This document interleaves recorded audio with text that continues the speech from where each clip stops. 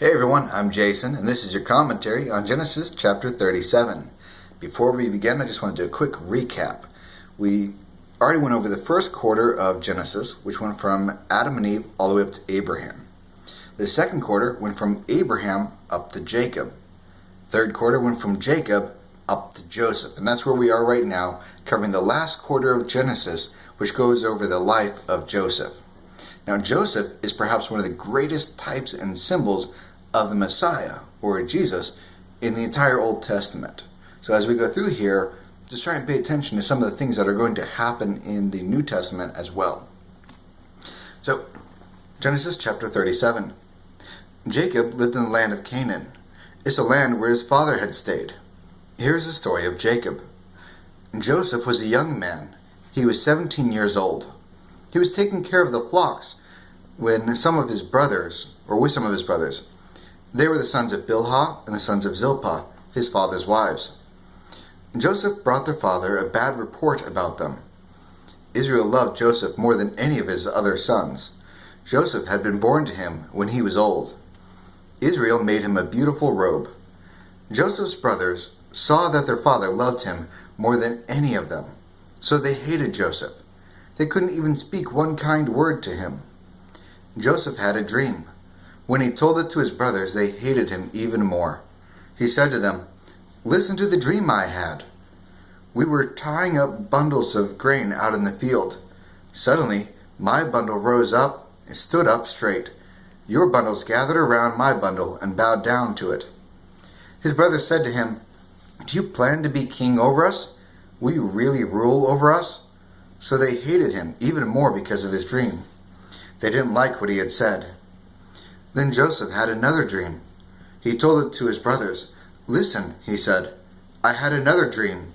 This time the sun and moon and 11 stars were bowing down to me." Now, the sun and the moon represent Jacob and Leah, because at this point in time, Rachel had already passed away. And of course, the 11 stars bowing down would be the 11 brothers. He told his father as well as his brothers. Then his father objected. He said, "What about this dream you had? Will your mother and I and your brothers really do that? Will we really come and bow down to the ground in front of you?" His brothers were jealous of him, but his father kept the matter in mind. Joseph's brothers had gone to take care of their father's flock near Shechem. Israel said to Joseph, "As you know, your brothers are taking care of the flocks near Shechem. Come, I'm going to send you to them." "All right," Joseph replied. So Israel said to him, "Go to your brothers.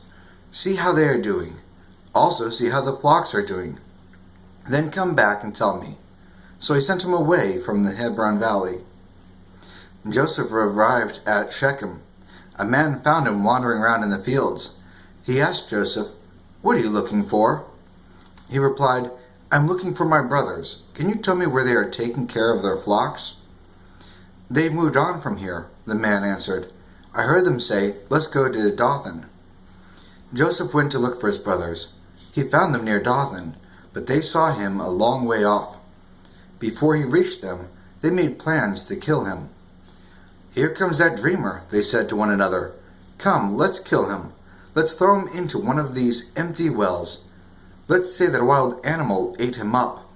Then we'll see whether his dreams will come true." Reuben heard them. He tried to save Joseph from them. "Let's not take his life," he said. "Let's not spill any blood. Throw him into this empty well here in the desert, but don't harm him yourselves." Reuben said that to save Joseph from them. He was hoping he could take him back to his father. Now, we're not saying that Reuben is a wonderful guy at this point. He probably had a lot of the same feelings that the other brothers had, but Reuben was the oldest one, and so he was going to be held accountable for whatever happened to Joseph. When Joseph came to his brothers, he was wearing his beautiful robe. They took it away from him, and they threw him into the well. The well was empty. There wasn't any water in it. Then they sat down to eat their meal. As they did, they saw some Ishmaelite traders coming from Gilead. Their camels were loaded with spices, lotions, and myrrh. They were on their way to take them down to Egypt. Judah said to his brothers, "What will we gain if we kill our brother and try to cover up what we've done? Come, let's sell him to these traders. Let's not harm him ourselves. After all, he's our brother. He's our own flesh and blood." Judah's brothers agreed with him. The traders from Midian came by. Joseph's brothers pulled him out of the well. They sold him to the Ishmaelite traders for 8 ounces of silver. Then the traders took him to Egypt. Later, Reuben came back to the empty well. He saw that Joseph wasn't there. He was so upset that he tore his clothes. He went back to his brothers and said, "The boy isn't there. Now what should I do?" Then they got Joseph's beautiful robe. They killed a goat and dipped the robe in the blood. They took it back to their father. They said, "We found this. Take a look at it. See if it's your son's robe." Jacob recognized it. He said, "It's my son's robe. A wild animal has eaten him up. Joseph must have been torn to pieces." Now, the thing to note here is that the brothers are deceiving Jacob with the blood of a goat. Jacob actually deceived his father Isaac with a goat as well when he put the goat on his arms and on his neck to perceive as if he was Esau. So it's the same sins keep coming back generation after generation. And Jacob tore his clothes. He put on black clothes. Then he sobbed over his son for many days. All of Jacob's other sons and daughters came to comfort him, but they weren't able to. He said, "I'll be full of sorrow when I go down into the grave to be with my son." So Joseph's father sobbed over him. But the traders from Midian sold Joseph to Potiphar in Egypt. Potiphar was one of Pharaoh's officials. He was the captain of the palace guard. Okay. That's it for commentary on Genesis chapter 37. Thank you so much for joining me, and I will see you guys next time.